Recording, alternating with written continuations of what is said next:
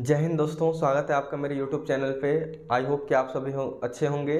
देखिए, बहुत दिनों से ये कंट्रोवर्सी आप चल रही है कि हमारे देश का नाम इंडिया होगा या भारत होगा। ये कंट्रोवर्सी शुरू कहाँ से हुई? ये शुरू हुई जब G20, आपको सभी पता है G20 सम्मेलन चल रहा है और G20 सम्मेलन में ही राष्ट्रपति के द्वारा राजपत्र को निकाला गया। राजपत्र का मतलब कि इनविटेशन कार्ड जो सभी शीर्ष नेताओं को दिया जाता है। उसमें लिखा हुआ था, जैसे कि आप स्क्रीन पे देख सकते हैं, इसको लिखा हुआ था कि द प्रेसिडेंट ऑफ भारत। इतने सालों से क्या लिखा आ रहा था? President of India. लेकिन अचानक से प्रेसिडेंट ऑफ भारत क्यों लिखा आ रहा है? यही चीज़ें अब इतने बड़े घोषणा पत्र पे, इस पत्र पे लिखा हुआ है प्रेसिडेंट ऑफ भारत, तो ये छोटी बात तो होगी नहीं। इस बात पे न्यूज़ चैनलों पे भी और धीरे धीरे माहौल गर्म हो गया, चर्चाएं आम होने लगी कि क्या इंडिया का नाम, हमारे भारत का नाम बदलने वाला है कि पहले से ही भारत का नाम इंडिया था और भारत भी था, तो क्या अब सिर्फ भारत बोला जाएगा, इंडिया हटा दिया जाएगा? तो आज इन्हीं चीज़ों पे चर्चा करेंगे और हम इसका इतिहास भी जानेंगे कि क्या ऐसी कहाँ से इंडिया आया, कहाँ से भारत आया। देखिए, हमारे भारत के 4 नाम नॉर्मली यूज किए जाते हैं: आर्यवर्त, हिंदुस्तान, इंडिया और भारत। ठीक है ना? तो भारत और इंडिया, इन सभी में क्या डिफरेंस है, ये चीज़ें देखिए। आर्यवर्त, आर्य कहा जाता है कि भारतवर्ष सबसे पहले एक जम्बू द्वीप था। ये एक छोटा सा द्वीप था, नीचे का हिस्सा तो यहाँ का था ही नहीं, अफ्रीका में था।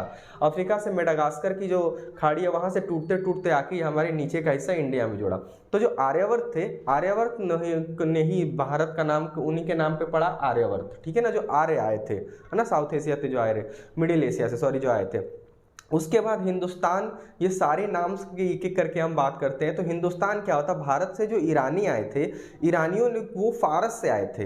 पहले ईरान का नाम क्या था? फारस था। और वो क्या करते थे कि जब वो सिंधु नदी के पास आए, तो सिंधु की नदी के पास जो बसे हुए लोग थे, जब वो सिंधु नदी के पास आए और सिंधु नदी के पास जो बसे हुए लोग थे, तो वो ईरानी फारसी भाषा में क्या होता है ना, स नहीं बोल पाते फारसी लोग, तो स को हब बोलते हैं, तो हिंदुस्तानी बोलते थे ना। सिंधुवासी ना बोल के हिंदूवासी बोलते थे। इसी तरह करते करते क्या हो गया, स की जगह वो क्या यूज करते थे? ह यूज करते थे। इस वजह से सिंधुवासी बोल के हिंदूवासी बोलने लगे वो, जिससे क्या हो गया, भारत का नाम क्या पड़ गया? हिंदुस्तान पड़ गया। और आने वाले समय में जब मुगल काल आए, जितने भी मुस्लिम स्कॉलर्स आए इतिहास में, उन सभी ने हिंदुस्तान नाम को ज़्यादा प्रीफर किया, है ना, क्योंकि उनमें ऐसा लगता था हिंदुस्तान उर्दू लफ्ज़ भी है, तो हिंदुस्तान को ही उन्होंने आगे बढ़ाया, तो हिंदुस्तान एक नाम हो गया। लेकिन ऑफिशियली संविधान में क्या लिखा हुआ है? तो संविधान में लिखा हुआ है इंडिया या भारत, यानी कि इंडिया दैट इज़ भारत। तो यही दोनों मेन ऑफिशियल नेम है जो यूज़ होते हैं। लेकिन जब से विपक्षी पार्टियों ने अपना जो अलायंस है वो इंडिया नाम रखा है, तब से ये चर्चा होने लगी कि मोदी जी ने क्या किया, चाहे सेंट्रल गवर्नमेंट ने, कि इंडिया का नाम हटाएंगे, भारत को यूज करेंगे। देखिए, इसमें सबसे बड़ा रीजन क्या है? सब पहले हम इतिहास जान लेते हैं कि भारत नाम कैसे पड़ा। ठीक है, अभी तो आप ये समझ गए हिंदुस्तान नाम कैसे पड़ा। अब ये जान लेते हैं कि इंडिया नाम कैसे पड़ा। जो यूनान से आए थे, यूनान से, वो सिंधु नदी को इंडस नदी बोलते थे, है ना, जो भी यूनान से आए थे, तो इंडस नदी से नाम पड़ गया इंडिका। और दूसरी चीज क्या है, जो मेगस्थनीज की पुस्तक थी इंडिका, उससे भी इंडिया वर्ड लिया जाता है। मेनली जो इंडिका में है वो पाटलिपुत्र, यानी कि पटना के बारे में ज़्यादा डिटेल इसमें दी हुई है। तो ये बात कभी कभी क्वेश्चन आ जाता है एग्जाम में कि सबसे ज़्यादा पटना का जिक्र किसमें मिलता है? तो मेगस्थनीज की इंडिका। तो इंडिका में भी क्या हो गया कि इंडिका में भी जो चीज़ें हैं आपकी इंडिया के नाम से पड़ गया इंडिका। इस वजह से वह दूसरी चीज का है कि जो भी भारत से यूनानी आए थे वो सिंधु को बोलते थे इंडस नदी। इस वजह से उन्होंने क्या यूज करने लगे? इंडिया वर्ड यूज करने लगे। और धीरे धीरे आगे चल के वही, जब अंग्रेज आए हमारे देश में, तो अंग्रेजों को थोड़ा ईजी लगता था बोलने में। देखो, मैनुअल क्या होता है कि कुछ साइकोलॉजी भी है कि हिंदुस्तान थोड़ा सा उनको टफ पड़ता था, है ना, हिंदुस्तान या भारत, तो उन्होंने सिंपली क्या बोले? इंडिया। तो अंग्रेज ज़्यादा यूज करने लगे इंडिया, इंडिया, इंडियन, इंडियंस करने लगे, और आगे चल के सभी को इंडियंस बोलने लगे। ठीक है, उसके बाद क्या हुआ, भारत नाम कैसे पड़ा? देखिए, कालिदास, सभी जब कालिदास एक बहुत महान कवि रह चुके हैं। ये गुप्त वंश के बहुत ही महान शासक जो है चंद्रगुप्त सेकंड, जिनको विक्रमादित्य की भी उपाधि दी गई थी, तो क्या बोलते हैं? चंद्रगुप्त विक्रमादित्य। उन्हीं के दरबारी कवि थे ये। ठीक है ना, ये मैंने थोड़ा सा आपको डिटेल बता दिया। ये गुप्त काल में थे। इनकी एक महाकाव्य है अभिज्ञान शकुंतलम। तो अभिज्ञान शकुंतलम में क्या लिखा हुआ है? आप जो पढ़ने वाले, तैयारी करने वाले बच्चे हैं वो जानते होंगे कि अभिज्ञान शकुंतलम में क्या लिखा हुआ है। ये इस चीज़ों में आपको बता देता हूँ। जो कालिदास कवि हैं, उनकी जो अभिज्ञान शकुंतलम काव्य है, उसमें तो क्या दिया हुआ है? उसमें विश्वामित्र के बारे में आप जानते होंगे, सभी जानते होंगे कि विश्वामित्र महर्षि थे और अप्सरा, जब इन दोनों की शादी हुई, अप्सरा, तो इनकी जो पुत्री थी, इनकी पुत्री, ठीक है ना, इनकी पुत्री शकुंतला, देखिए मैं इनकी पुत्री शकुंतला और राजा दुष्यंत, इनकी पुत्री शकुंतला और राजा दुष्यंत का विवाह हुआ, ठीक है ना। और जो विवाह हुआ तो इसी विवाह से जो पुत्र हुआ उसी का नाम था भरत। ये बहुत पुराना महाकाव्य है, तो इसी में यही सबसे पहला जो वर्ड आता है ये यही आता है कि जो विश्वामित्र और अप्सरा की शादी हुई तो जो गंधर्व विवाह, उस समय गंधर्व विवाह चलता था, विवाह कई टाइप के होते हैं, तो दोनों के बीच जो गंधर्व विवाह हुआ था शकुंतला और राजा दुष्यंत के बीच, तो उनसे जो पुत्र पैदा हुआ उसका नाम रखा गया था भरत, ठीक है ना। भरत पुत्र पैदा हुआ जो आगे चल के बहुत बड़ा देश का सम्राट बना, और कहा जाता है कि उन्हीं भरत के नाम पे भारत, हमारे देश का नाम क्या पड़ा, भारत। ये चीज़ें इसके अंदर आती है। तो कहा जाता है कि जितने भी वर्ड हैं, चाहे आर्यवर्त हो, हिंदुस्तान हो या फिर इंडिया हो, ये सारे बाहर से आए हैं, लेकिन भारत एक ऐसा वर्ड है जो हमारे हिंदुस्तान का, इंडिया का ही एक वर्ड है, ठीक है। अब ये हम देखते हैं कि क्या आने वाले समय में चेंज हो सकता है और अचानक इसकी बात क्यों उठी। तो मैंने आपको बताया कि विपक्षी पार्टियों ने इंडिया नाम का एक अलायंस बनाया, जिससे हमारे देश में क्या हुआ कि कहा जाने लगा कि इंडिया वर्ड का यूज़ नहीं करेंगे।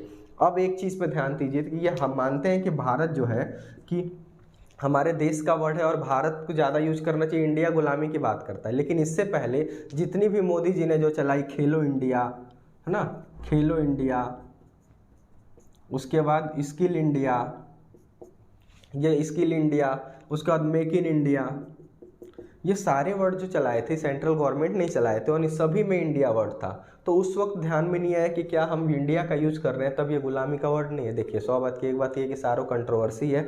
अगर इस इंडिया वर्ड को हटाया गया और सिर्फ भारत रखा गया तो आप मान के चलिए कई हजार करोड़ रुपए खर्च होंगे इस सिर्फ इन सब चीज़ों में, सिर्फ इंडिया वर्ड को हटाने में। क्योंकि सिर्फ हमारे देश, हमारे उत्तर प्रदेश में इलाहाबाद को प्रयागराज करने में 300 करोड़ रुपए खर्च हुए थे। तो सोचिए कि आप पूरे देश से इसको हटाने, क्योंकि पैन कार्ड, आधार कार्ड, जहाँ जहाँ इंडिया वर्ड है हर जगह से इंडिया को हटाना पड़ेगा और भारत लिखना पड़ेगा।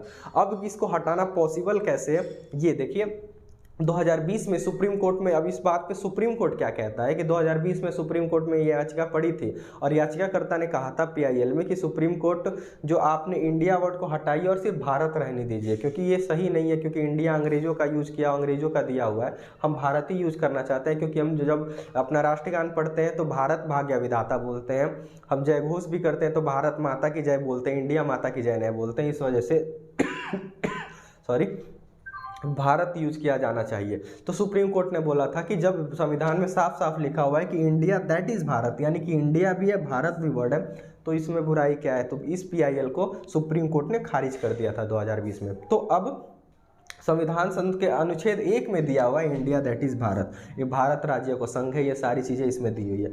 अब इसके संशोधन, भारत जानते हैं संविधान संशोधन 368 में होता है, दो तरीकों से होते हैं। एक तो साधारण बहुमत से, यानी कि अगर 200 है तो इसका 100 और +1 अगर मिल जा रहे हैं तब भी क्या हो जाएगा, संशोधन करके नाम चेंज किया जा सकता है। दूसरा होता है विशेष बहुमत, यानी कि कुल वोट, जैसे लोकसभा में 545 है, इसका हाफ 222, और कुल वोट यानी जितने वोट पड़ रहे हैं उसका लगभग 2/3 वोट पड़ जाए तो आप क्या होता है, संविधान संशोधन करके इजिली इसका नाम हटा सकते हैं।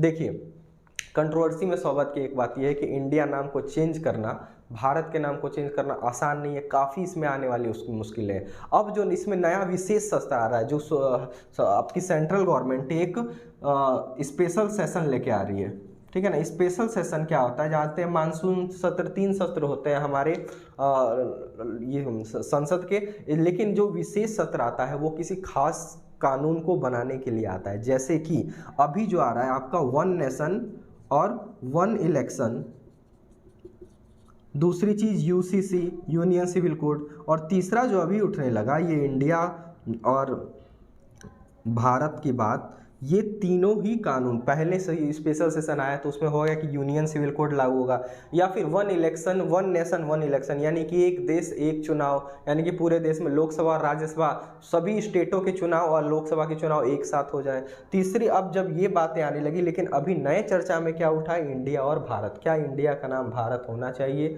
या नहीं होना चाहिए, या फिर इंडिया को और भारत के नाम, इंडिया को हटा देना चाहिए, सिर्फ भारत रहना चाहिए। ये एक चर्चा का विषय, और देखते हैं इसमें आने वाले समय में क्या होता है। आई होप कि आपको पूरी इसकी हिस्ट्री थोड़ी बहुत नॉलेज मिली होगी कि कब आया था आर्यभट्ट, हिंदुस्तान, इंडिया, भारत, ये सारी चीज़ें।